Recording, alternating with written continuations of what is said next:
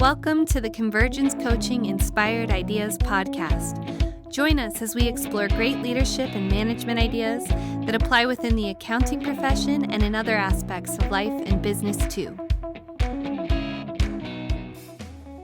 Welcome everyone to episode 4 of the Inspired Ideas podcast. My name is Renee and Moelders. I'm a partner with Convergence Coaching, and I'm here with my partner, Tamera Loerzel. And today's episode is entitled Making Remote Work.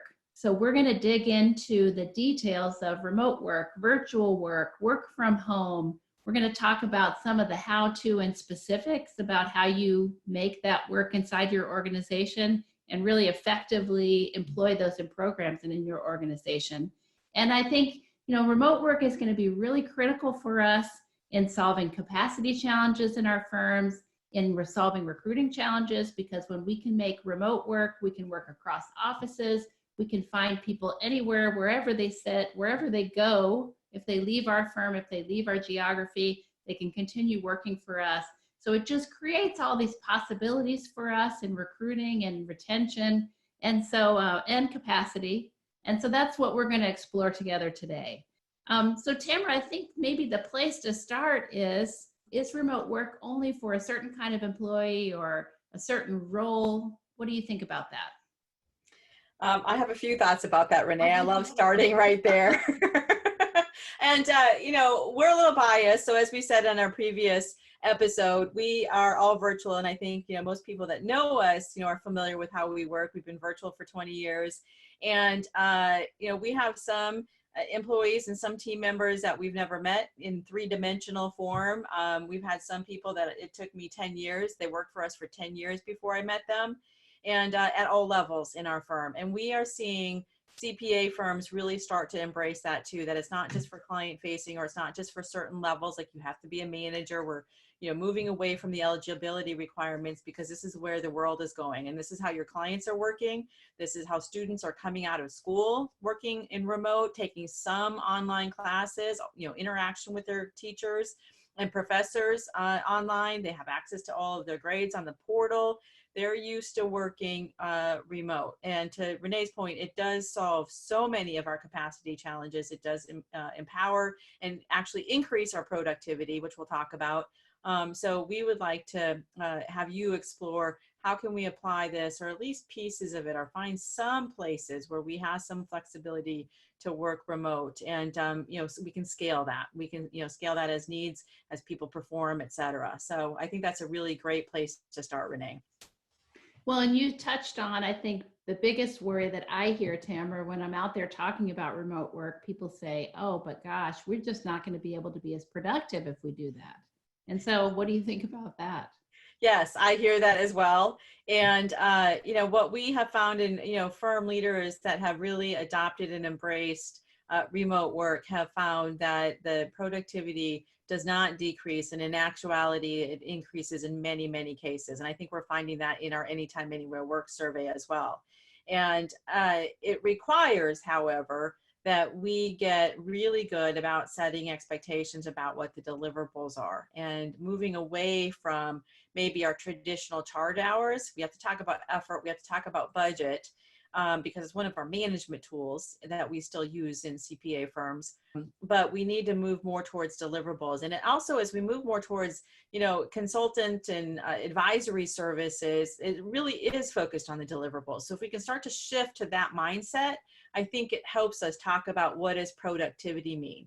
We've traditionally defined productivity as hours, but also butt and seat. If you're not here, you're not working. Like, I have to see you working, and that's not the case. I'm working because of the deliverables. I'm working because of the questions I'm asking.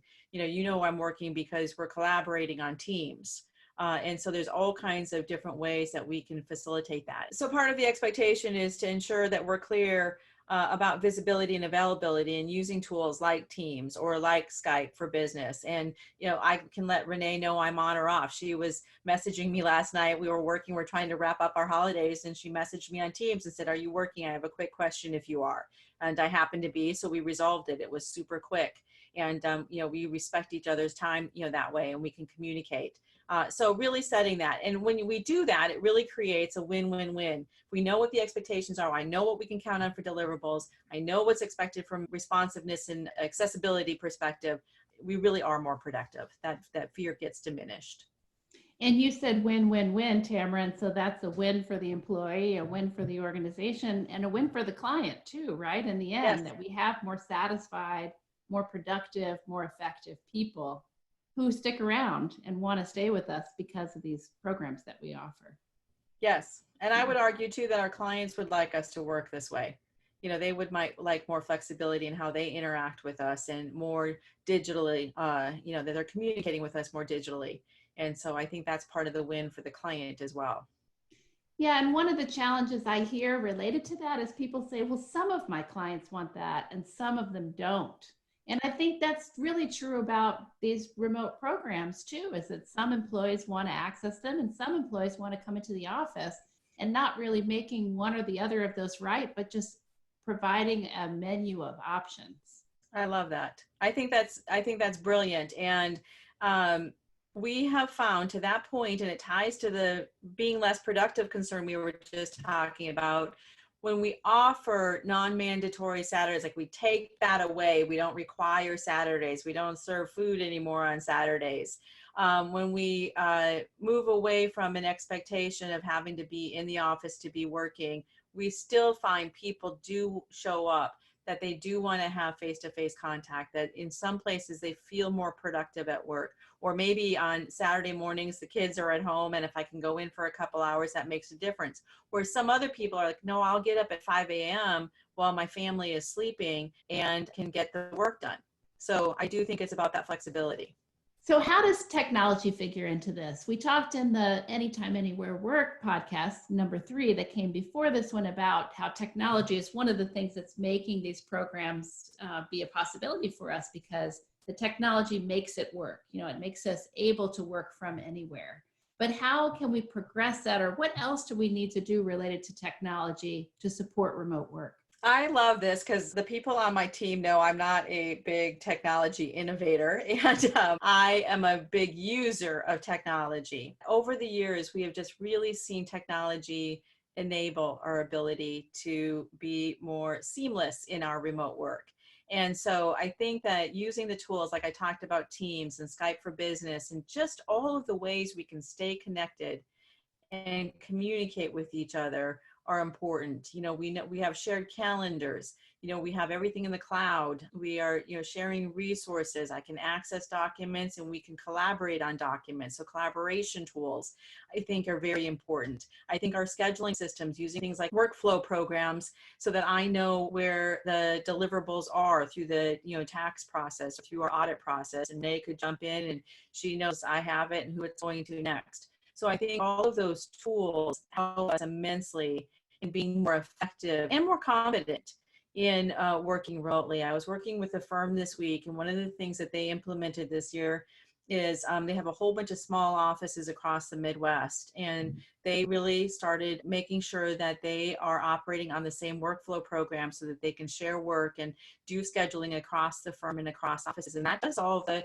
part of the capacity problem. It's not just about having remote workers, but it's how we're scheduling work. And so can we make sure that we're facilitating that? And somebody in Illinois that needs to access something can do it. They don't have to be in the Iowa office that's scheduling the work. And so I think technology is critical. I would say a critical success factor on technology is we have to embrace it. Figuring out how do we do that, navigate it, pilot it, start small, have those users that are confident with it, write up best practices, write up shortcuts. Renee is really good about that on our team. One of the ways that we make idle comments or, that could derail our efforts is we talk about technology and people that are not embracing technology.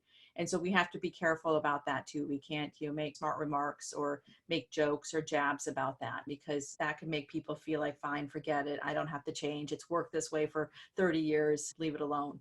And it doesn't even have to be those of us that have been working for 30 years. Some people embrace technology at different levels. Yesterday, I was on with our new team member, and I actually said, can I take control of your computer? And so I was moving the mouse and showing her things on her computer.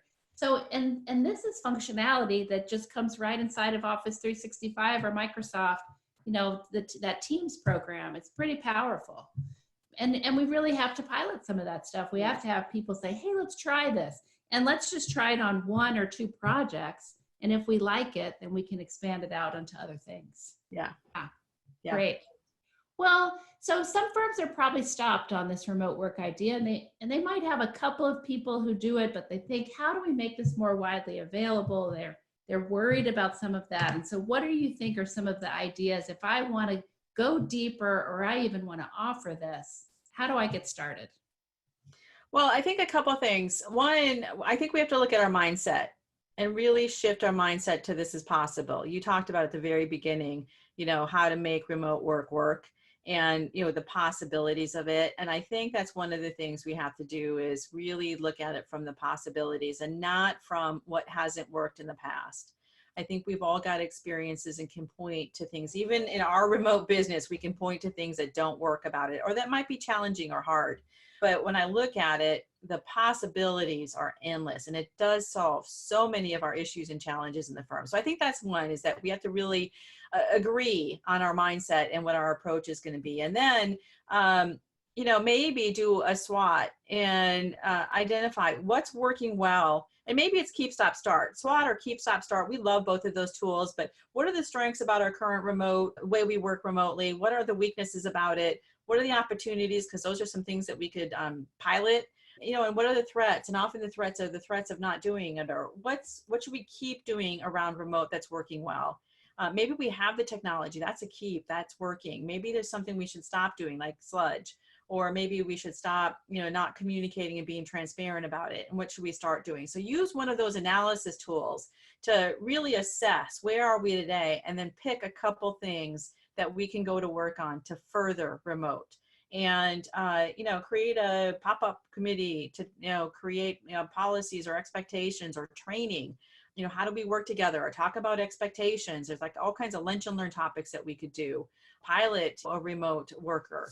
I think that's one of the things that we ask firms to start at the very beginning is let's test and try a remote worker. Now, if it's somebody tried and true, they've worked with us before, that's great. We know them, they're a known quantity, they know our culture, but also let's use somebody like Accounting Fly or other organizations that are out there recruiting remote or gig workers, and let's test it. Renee said on our last podcast, this idea of, having interns, tried and true interns, so maybe second year interns, work remotely through the school year or through the spring busy season and work 10 hours a week. And they can do that from their dorm, or they can do that, from their college or university. Pick something that we can try and pilot. I think that's one of the things where I would start, and how to figure out where to start it. Yeah, I love that, Tamara. That's great. Lately, I've been thinking about this idea of like someone being the remote point person, the remote czar, and they're just paying attention to, reading the trends, reading the articles, listening to what other firms are doing, and coming up maybe with some of those ideas,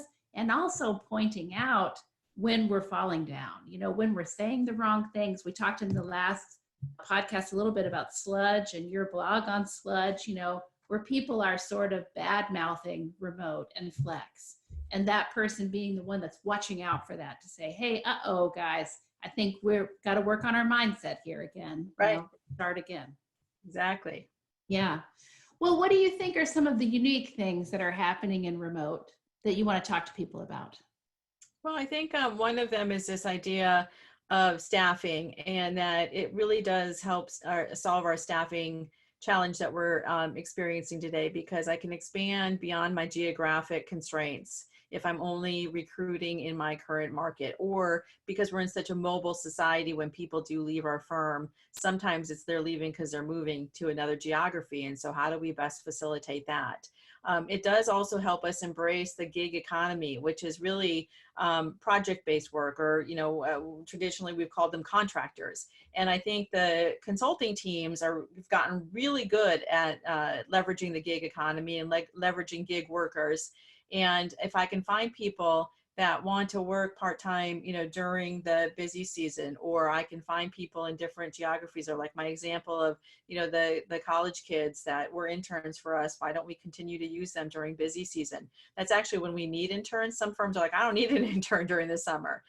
So let's have them come in, get them trained, enculturated, and then they're set up to be able to work part-time and fill in some of those gaps. So I think from a recruiting and, attracting people, I think that's a huge benefit, or something that's unique about remote. I also think, being able to, provide remote options so that I can pick and choose when and where I work, I can be more productive. So disaster recovery, we've got some clients down in Texas and, the southern states, and with the hurricanes. I was just with a client last week, and they were talking about what it took to really be up and running during the Hurricane Harvey and the impact that it had. And they had to set up a pop-up office. And if everyone has a laptop, I've got the technology, I've got internet access. I might not have all the monitors, and we could talk about that too, but I can still continue to work. I can further things. And they just really struggled with that. How do we facilitate that? So it can help us, in disaster recovery. Renee and I are in the north,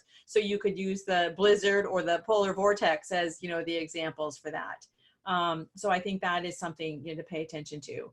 I think it also helps us make the shift we have to make in our firms to move away from measuring only time and looking at some what we would call new school measures, or productivity and production measures. And so looking at those deliverables, managing milestones and timelines, having more check-ins, looking at contribution to billings, looking at, expanded services to clients, those kinds of measures that we really should be focusing on, and less about the hours. We still need to talk about effort. We still need to talk about budget. It's how we price. It's how we plan for capacity. But I think it can help us minimize the need to, speak about and only measure on the hours. And then I think it helps us with our office space. So again, another constraint and a significant cost on the expense line for most firms is office space. And we're seeing a lot of firms move away from traditional office space and having, shared workspaces, or blended workspaces, it's called, where I can, have a place to work, but it might not be my own desk. We might, share or check it out. If there's a reservation system, and then I have more huddle rooms, conference rooms, shared spaces for collaboration, places for us to come together, for meals, a casual setting. And people are doing work over the counter in the kitchen, and it's not even a kitchen anymore. It's like this collaborative space. Renee and I were at a firm, in the last year, and it was just exquisite, the space that they had, and people were gathered there, having a latte, and they were working. We could hear the conversations that they were working on. So, it gets us, out of the mindset that I have to be behind my desk, or, however it is that I'm working, to be able to facilitate that. So I think that's another, big change that is unique to remote, that it, provides us to look at and explore those things too. Yeah, I love that, Tamara. And I feel like that fits in with this move to advisory and this more collaborative approach that we're going to be taking with our clients, working in teams, and really trying to cross-serve our client all around the firm. And so we're going to just need to probably approach how we work in different ways and look at it maybe more uniquely. And then I think this whole remote conversation is looking at talent more, being more creative about where the talent's going to come from, what they're going to look like, what kind of skills they're going to bring to the table. And remote work is just one piece of that, isn't it? It's kind of exciting. Yes, very much so. Yeah. So I also think it provides, you talked about the control, I just want to have control and the ability and the flexibility to work where I need to. And that is the empowerment, and that is the engagement that we're looking for. And again, it's both with talent and with our, current clients, and our next gen clients, which are starting to emerge to be people that are retiring. In every single not-for-profit, the executive directors are turning over, or family businesses are being passed down, and that next generation of our current clients is not going to necessarily want to work the way that their predecessors did. And so if we're not paying attention to that, we're not going to maintain our current clients, let alone attract new clients. And so I think we overlook that, or maybe minimize that. And so how do we bring that next gen in?